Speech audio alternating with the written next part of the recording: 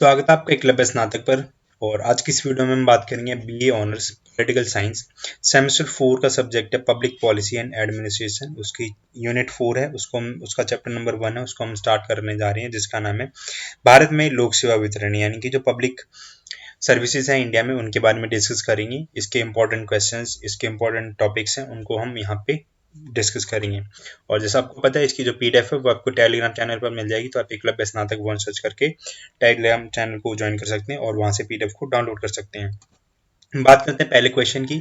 तो लोक सेवा का क्या अर्थ है, यानी कि पब्लिक पॉलिसी क्या है, पब्लिक सर्विस क्या है, तथा इसकी विशेषताओं का वर्णन कीजिए। तो लोक सेवा का अर्थ है कि सरकारी सेवकों का संगठन, यानी कि लोक सेवा एक संगठन है जिसमें अलग अलग तरह के सरकारी लोग होते हैं, सरकारी सेवक शामिल होते हैं, जिन्हें सरकार अपने कार्य के लिए नियुक्त करती है, यानी कि सरकार अपना काम करवाने के लिए इन लोगों का चयन करती है, इनको नियुक्त करती है। ठीक है, तो एक ऐसा संगठन जहां पे सरकारी लोग काम करते हैं, जो कि सरकार के लिए काम करते हैं, वो लोग उस संगठन में शामिल होते हैं, तो वो लोक सेवा कहलाती है, पूरा का पूरा संगठन। लोक सेवाएं सरकारी सेवाएं हैं, यानी कि जो गवर्नमेंट हमें सर्विसेज प्रोवाइड करवाती है वो सारी की सारी पब्लिक सर्विसेज के अंदर में आती है। जो सरकार होती है वो प्राथमिक स्तर पर, यानी कि सबसे पहला ये कर्तव्य सरकार का बनता है कि वो देश में लोक सेवा प्रदान करे। ठीक है, लोक सेवा प्रदान करने के लिए वो सबसे पहले उत्तरदायी होती है। लोक सेवा के अंतर्गत निजी क्षेत्र पूरक की तरह कार्य करता है, यानी कि लोक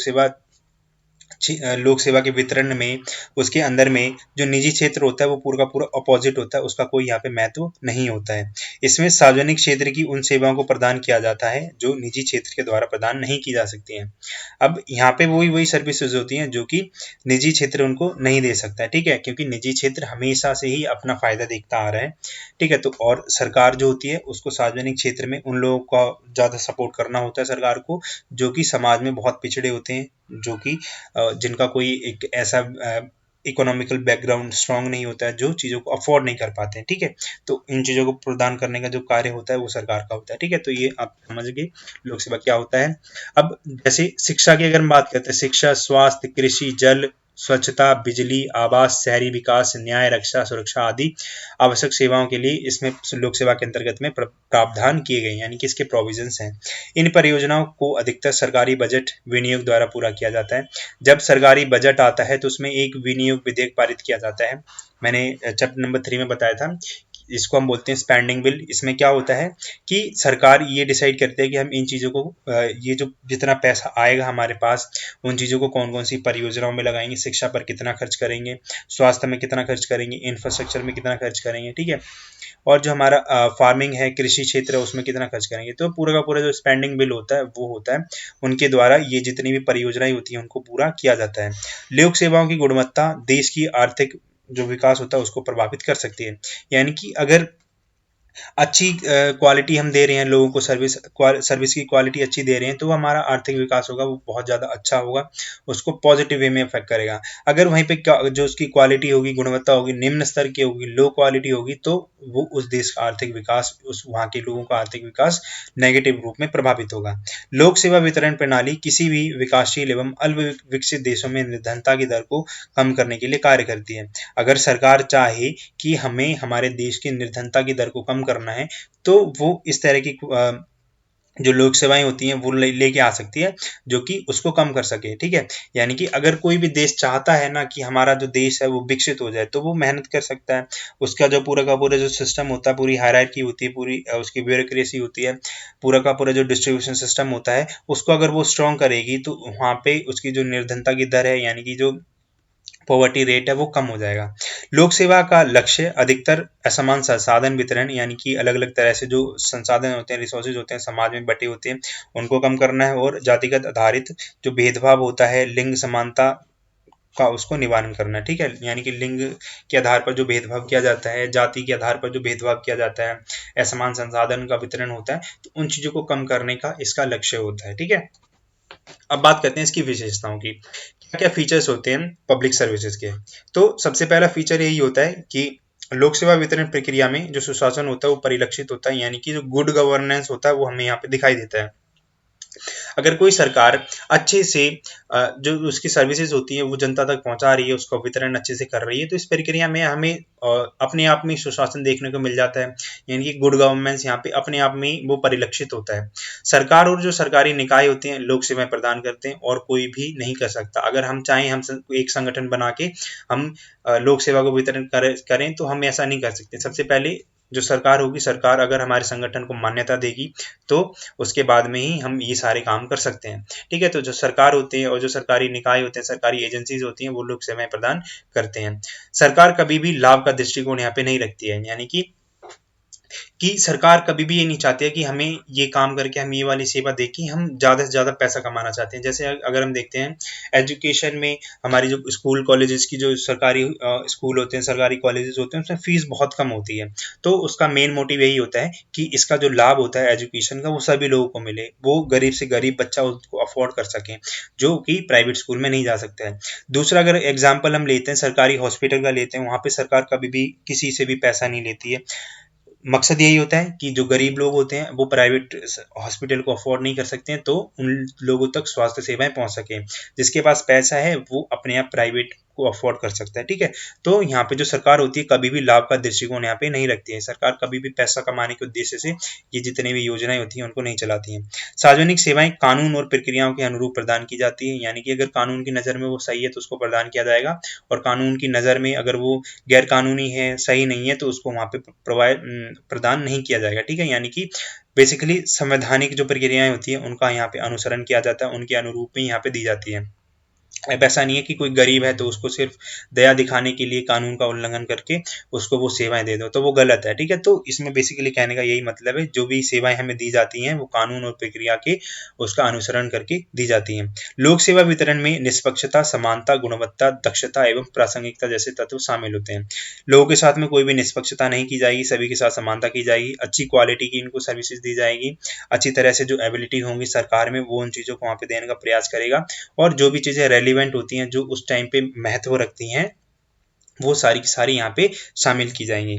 लोक सेवा वितरण प्रणाली के अंतर्गत पारदर्शिता के अभाव के कारण भ्रष्टाचार बढ़ रहा है, तो ये भी क्वालिटी है कि जो ट्रांसपेरेंसी है वो बहुत कम है अभी हमारा जो पूरा सिस्टम है उसमें, तो उसके कारण, उसके अभाव के कारण, ट्रांसपेरेंसी ना होने के कारण यहाँ पे जो करप्शन है, भ्रष्टाचार है, वो काफ़ी बढ़ रहा है। ठीक है, तो ये इसके कुछ फीचर्स हैं। अब बात करते हैं भारत में लोक सेवा वितरण की व्याख्या। ठीक है, तो भारत में नागरिकों की बढ़ती आवश्यकताओं को पूरा करने और सीमित संसाधनों के उपयोग के लिए सार्वजनिक सेवाओं का विकास हो रहा है। भारत की जो जनसंख्या बढ़ रही है, बिल्कुल ठीक है। अब बढ़ती जो जनसंख्या है उनकी आवश्यकताओं को भी पूरा करना है, लेकिन हमारे पास जो सीमित संसाधन है तो उसका हमें उपयोग इस तरह से करना है कि हमारी जितनी भी जनता है उनकी आवश्यकताओं को पूरा किया जा सके, और जितने भी हमारे लक्ष्य हैं उनको भी पूरा किया जा सके। तो इसी वजह से जितनी भी पब्लिक सर्विसेज हो रही हैं उनका विकास हो रहा है धीरे धीरे। भारत सरकार वर्तमान में सार्वजनिक सेवाओं को परिवर्तित करने और सुशासन प्राप्त करने के लिए कदम बढ़ा रही है, यानी कि जो भी पहले, क्योंकि समय बहुत परिवर्तित हो चुका है, ठीक है, नई टेक्नोलॉजी आ चुकी है, तो इस टाइम पे जो वर्तमान में जो भारत सरकार है वो सार्वजनिक सेवाओं को में कुछ परिवर्तन लेके आ रही है, और अच्छी गवर्नमेंट या सुशासन होती है, गुड गवर्नेंस होती है, उसको प्राप्त करने के लिए बहुत सारे कदम उठा रही है। तो भारत में भागीदारी, दक्षता, पारदर्शिता, अखंडता और उत्तरदायित्व सुनिश्चित करने के लिए कदम उठाए जा रहे हैं, यानी कि लोगों की जो भागीदारी है उसको बढ़ाया जा सके, लोगों की दक्षता का अच्छे से उपयोग किया जा सके, सरकार में, सरकारी कार्यों में और जनता के बीच में पारदर्शिता लेके आई जा सके, समाज में अखंडता बनी रहे, और जो भी जनता के कुछ दायित्व होते हैं, सरकारों के कुछ दायित्व होते हैं, उन चीज़ों को सुनिश्चित करने के लिए यहाँ पे बहुत सारे कदम उठाए गए हैं। भारत सरकार ई शासन के माध्यम से उपभोक्ता केंद्रित सेवाओं का निर्माण कर रही है, यानी कि एक ऐसे शासन की व्यवस्था कर रही है जो कि इलेक्ट्रॉनिक हो अपने नेचर में, वहाँ पे कोई भी हमें ऐसा नहीं हो कि हम लाइनों में लग के हम अपने जो भी हमारा गुड गवर्नेंस है वो काम करे, नहीं। तो इसमें सबसे पहले क्या करा जाता है कि ई गवर्नेंस होती है, जितनी भी जो भी सर्विसेज होती हैं वो सारी की सारी ऑनलाइन, इलेक्ट्रॉनिक मीडियम जितने भी होते हैं उनके थ्रू दी जाती हैं, और उपभोक्ता केंद्रित, यानी कि जो भी कंज्यूमर सेंटर्ड सर्विसेज होती हैं उनका निर्माण किया जा रहा है। सारी की सारी सर्विसेज को ध्यान में रखते हुए, जिस तरह से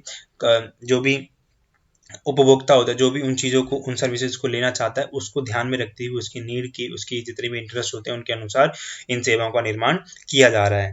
तो ये भारत में गुड गवर्नेंस, और भारत में जो लोक सेवा वितरण है वो अलग अलग लेवल पे किया जाता है। तो सबसे पहले आता है सूचना का अधिकार अधिनियम।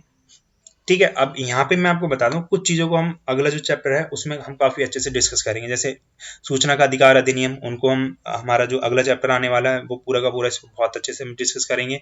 ठीक है, नागरिक संहिता जिसको हम नागरिक चार्टर बोलते हैं, इसमें डिस्कस करेंगे। लोक सेवा निवारण तंत्र है उसको हम डिस्कस करेंगे। ठीक है, और जो ई प्रशासन है या फिर हम उसको बोल सकते हैं राष्ट्रीय शासन योजना, इन चीज़ों को डिस्कस करेंगे। तो 4 ऐसे टॉपिक हैं जिसको हम अगले चैप्टर में बहुत ब्रीफली डिस्कस करेंगे। और तो यहाँ पे मैं आपको अभी 3 ऐसे टॉपिक बता देता हूँ। लोक सेवा वितरण का सेवोत्तम मॉडल, डिजिटल इंडिया और सामान्य सेवा केंद्र, इन चीज़ों को हम डिस्कस करते हैं। थोड़ा थोड़ा बताऊंगा आपके इसके बारे में।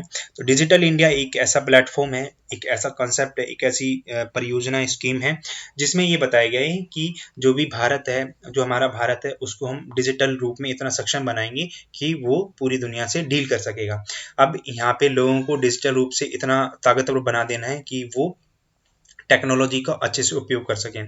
जितने भी काम होते हैं उनको डिजिटलाइज किया जा रहा है। सरकार की जितनी भी स्कीम है वो सारी की सारी इसके अंदर में डिजिटलाइज की जा रही है। ठीक है, तो ये है डिजिटल इंडिया का कंसेप्ट।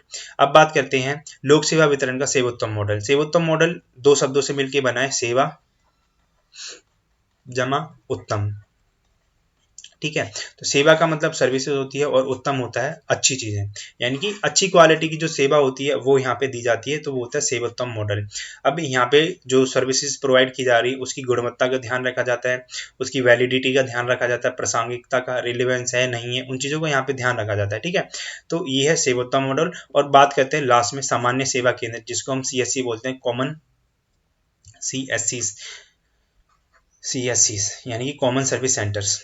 अब यहाँ पे क्या होता है, सरकार की कुछ ऐसे ये लाइसेंस ऐसे सेंटर होते हैं जिनको लाइसेंस दे रखा होता है, जो सरकार की जो भी स्कीम होती हैं उनको जनता तक सीधे पहुंचाते हैं। ठीक है, यहाँ पे अलग अलग तरह की जो फैसिलिटीज होती हैं वो दी जाती हैं। आपके आसपास में भी गली मोहल्ले पड़ोस में ये दुकानें अवश्य होंगी। तो यहाँ पे आधार कार्ड से रिलेटेड जो सर्विस होती है वो दी जाती है, पैन कार्ड से जो भी बीमा वगैरह करवाना होता है वो सारी दी जाती है, कोई भी हमें एफिडेविट बनवाना होता है, कोई भी कागज सरकारी कागज बनवाना होता है, तो ये सारे के सारे जो काम होते हैं वो हम सीएससी सेंटर से, कॉमन सर्विस सेंटर से करवा सकते हैं। ठीक है, यानी कि इसका उद्देश्य यही है कि जो गरीब से गरीब व्यक्ति है जो प्रशासन तक नहीं पहुंच सकता है, तो उनको जन सामान्य जो सेवा केंद्र होते हैं उनके माध्यम से इन सर्विसेज को पहुंचाया जाए। ठीक है, अब बात करते हैं हमारे जो लोकसभा जो अगला क्वेश्चन है उसमें। तो इसमें बात करना है कि जो लोक सेवा वितरण में जो उत्पन्न अवरोध हैं, यानी कि कुछ ऐसी कमियां हैं, उनको डिस्कस करेंगे और उनसे संबंधित जो उपाय हैं उनके बारे में चर्चा करेंगे। ठीक है, तो समस्याओं की अगर हम बात करते हैं, बहुत सारी समस्याएं हैं। सबसे पहली है निर्धनता, यानी कि गरीबी है। अब लोगों को उस सर्विसेज को लेने के लिए भी ऐसी, भले ही सर्विस वो बहुत कम रेट पे उपलब्ध हो, लेकिन लोग इतने गरीब होते हैं कि उन सर्विसेज को भी अवेल नहीं करवा सकते हैं। ठीक है, जैसे कि अगर हम बात करते हैं सरकारी कॉलेज की जो फीस होती है आज के टाइम पे, अगर हम डीयू की एसयूएल की बात करते हैं तो वो कम से कम 6-7 हज़ार के आसपास में होगी पूरे साल की। लेकिन कुछ बच्चे ऐसे होते हैं, इतने गरीब होते हैं, अगर वो पढ़ना भी चाहें तो भी पैसा उनके रास्ते में एक बैरियर बन जाता है। फीस की बात अलग है। ठीक है, फीस तो है ही, अब उसके साथ में बुक्स का खर्चा अलग होता है, उसके बाद में आने जाने का खर्चा अलग होता है, रहने का अलग होता है। तो ये एक निर्धनता बहुत बड़ी चुनौती होती है कि जिससे कि जितनी भी सर्विसेज होती हैं उनको जनता अवेल नहीं करवा सकती है। सुदूर और जो चुनौतीपूर्ण क्षेत्र होते हैं वो भी यहाँ पे एक बाधक तत्व होता है कि सर्विसेज ऐसे ऐसे, कुछ लोग ऐसे ऐसे स्थान पर रहते हैं जहाँ पे सरकार की पहुंच नहीं होती है, जो भी योजनाएं होती हैं वो वहां तक नहीं पहुंच पाती हैं। कुछ ऐसे ग्रामीण इलाके होते हैं जो कि बहुत दूर होते हैं, वहाँ पे लोग, वहाँ पे मतलब भौगोलिक रूप से वो इलाका बहुत पिछड़ा होता है, राजनीतिक रूप से उसका कोई महत्व नहीं होता है। इन चीज़ों से वो वहाँ पे बहुत होता है चुनौतीपूर्ण में। जैसे कि जो हिमालय के कुछ क्षेत्र होते हैं, कुछ गांव ऐसे होते हैं वहाँ पे कोई भी वहाँ पे सेवा नहीं दी जाती है। ठीक है, तो इस तरह से ये भी एक तत्व बन जाता है। स्वार्थ हो जाता है यहाँ पे, लोग निहित स्वार्थ में, यानी कि अपना सबसे पहला फायदा देखते हैं इसके अंदर में, लोक सेवा के अंदर में। इससे भ्रष्टाचार बढ़ रहा है। मनोवैज्ञानिक संबंध का अभाव, सामाजिक आर्थिक असमानता यहाँ पे आ जाती है कि हमारे सबसे कॉमन जो एक मिसकंसेप्शन यही होता है कि जो भी सरकारी नौकरी में होता है उसके पास बहुत पैसा होता है, तो इससे हमारा एक जो मनोवैज्ञानिक संबंध है वो कमजोर हो रहा है। हम ये सोचते हैं कि उसके पास बहुत पैसा है, हमारे हमारे और उसके बीच में क्या फ़र्क होता है। ठीक है, तो इस तरह से भी एक अवरोध होता है और हम उससे बात करने में हिचकिचाते हैं। हम उससे काम नहीं करवाना चाहते हैं, ठीक है। तो इस तरह से आ जाता है। फिर यहाँ पे एक लैंग्वेज होता है, वो भी एक बैरियर की तरह काम करता है। भाषा भी यहाँ पे बाधा रहती है कि जो भी सर्विसेज होती हैं वो या तो उनकी भाषा में नहीं दी जाती हैं, या फिर जो तकनीक में जो भाषा का उपयोग किया जाता है वो उनकी भाषा नहीं होती है, ठीक है। जैसे कि कोर्ट की अगर हम बात करते हैं, उसका जो जजमेंट होता है वो सिर्फ और सिर्फ इंग्लिश में आता है। लेकिन अगर किसी व्यक्ति को इंग्लिश नहीं आती है तो वो कहाँ से उस चीज़ को समझ सकेगा। तो यहाँ पे भाषा भी एक बाधा होती है। समय के तालमेल का अभाव रहता है, यानी कि और विलंब रहता है यहाँ पे। समय के तालमेल में यानी कि अब ये देखो, कोई भी सर्विसेज अगर किसी को लेनी होती है तो उसमें बहुत लंबा प्रोसेस होता है, तो इसमें यहाँ पे विलंब हो जाता है और उसकी जो प्रासंगिकता होती है, रिलेवेंस होता है, वो खत्म हो जाता है। अगर किसी व्यक्ति को किसी चीज़ की ज़रूरत है, वो उसको टाइम पे नहीं मिलेगी तो वो ना मिलने के बराबर होती है। फिर नौकरशाही का जो व्यवहार होता है वो बहुत रूड होता है। नौकरशाही जो नौकरशाह लोग होते हैं, ब्यूरोक्रेट्स होते हैं, वो अपने आप को राजा समझने लगते हैं, बल्कि वो एक नौकर होते हैं, ठीक है। तो उनका जो व्यवहार होता है वो सही नहीं होता जनता के साथ में। अपर्याप्त राजनीतिक इच्छा शक्ति की कमी कमी होती है। लोग अपनी जो उनका जो निर्वाचन क्षेत्र होता है उसमें काम करने के लिए इच्छा नहीं रहती है उनकी, ठीक है। उनका जो स्वार्थ होता है वो उन स्वार्थ को सबसे ऊपर रखते हैं। यहाँ पे जन भागीदारी का अभाव रहता है। लोग यहाँ पे भागीदारी नहीं करना चाहते। इसकी वजह से नौकरशाही का जो व्यवहार होता है वो बहुत ही रूड होता है। जन भागीदारी में जो हमारी क्या कहते हैं, जो जागरूकताएं होती हैं वो भी कम आ जाती हैं। लोग जागरूक कम होते हैं, उनको उनके अधिकार नहीं पता होते हैं, ठीक है। वो जितने भी उनके राइट्स होते हैं उनको नहीं जान पाते हैं, जो भी उनके जो कर्तव्य होते हैं उनको नहीं जान पाते हैं, ठीक है। तो इसकी वजह से ये भी जो नौकरशाही जो लोग हैं वो जनता के ऊपर हावी होते हैं। उत्तरदायित्व की भावना में कमी आती है यहाँ पे, यानी कि जो अकाउंटेबिलिटी होती है, लोगों जो भी नौकरशाह होते हैं, अकाउंटेबिलिटी उनके अंदर नहीं रहती है। वो सिर्फ अपने मतलब के लिए नौकरी में आते हैं, अपना काम करते हैं और चले जाते हैं वहाँ पे, ठीक है। तो यहाँ पे उत्तरदायित्व की भावना की कमी रहती है। लोग अच्छे से अपना काम नहीं करते हैं, ऑफिस में आते हैं, बैठते हैं, चले जाते हैं, लोगों को इधर से उधर भटकाते हैं। आकलन एवं परीक्षण करने के लिए एक प्रभावी तंत्र का यहाँ पे अभाव रहता है, यानी कि एक ऐसा सिस्टम नहीं है जो भी काम किया जा रहा है उसका अच्छे से मेजरमेंट कर सकें, उसका इवेल्युएशन कर सकें, ठीक है। तो सबसे पहले यहाँ पे एक प्रभावी तंत्र का होना बहुत ही आवश्यक है, जिससे कि जो भी काम किया जा रहा है उसकी गुणवत्ता, उसकी जो क्वालिटी है उसका इवेल्युएट कर सकें। फिर बात करते हैं इसमें क्या क्या सुधार हम कर सकते हैं। सबसे पहले बात करते हैं गतिशीलता की। हमारी जो सर्विस डिलीवरी की जो स्पीड है बहुत कम है, उसको हमें फास्ट बनाना पड़ेगा। जितनी भी पॉलिसीज वगैरह आती हैं उसको एक स्पष्ट कार्यक्रम के माध्यम से स्पष्ट किया जाना चाहिए। आकलन एवं परीक्षण करने के लिए एक प्रभावी तंत्र का निर्माण किया जाना चाहिए, जो कि सर्विसेज की जो भी सेवाएं प्रदान की जाती हैं उसकी गुणवत्ता की जांच कर सकें, उसका इवैल्यूएशन कर सकें। सभी पक्षों को शिक्षित करना चाहिए, उनके अधिकारों से संबंधित, उनके दायित्वों से संबंधित। नागरिक संहिता यानी कि नागरिक जो चार्टर होता है उसको, कि ये अलग अलग जो विभाग होते हैं वो लोगों को कौन कौन सी सेवाएं प्रदान करते हैं। नागरिकों की अपेक्षाओं पर बल देना चाहिए। नागरिक क्या क्या चाहते हैं, जनता नौकरशाही से क्या चाहती है, जनता सरकार से क्या चाहती है, उन चीज़ों को वहाँ पे बल देना चाहिए। जन व्यापक भागीदारी को बढ़ाना, यानी कि जितने भी लोग होते हैं उनका जो पार्टिसिपेशन होता है पूरी ब्यूरोक्रेसी के अंदर में, जो भी पब्लिक सर्विसेज होती हैं उनके अंदर में, उन चीज़ों को बढ़ाना।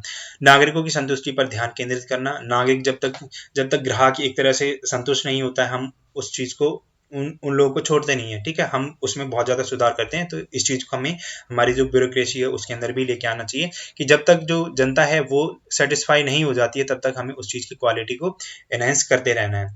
यहाँ पे उत्तरदायित्व का प्रबंधन होना चाहिए, यानी कि जो भी अलग अलग कार्य अलग अलग लोगों को दिए जाते हैं तो वो एक फिक्स रहना चाहिए कि ये काम इसी बंदे का होना चाहिए, ठीक है। नागरिकों की समस्या का समाधान करने के लिए एक उचित प्रणाली का विकास किया जाए।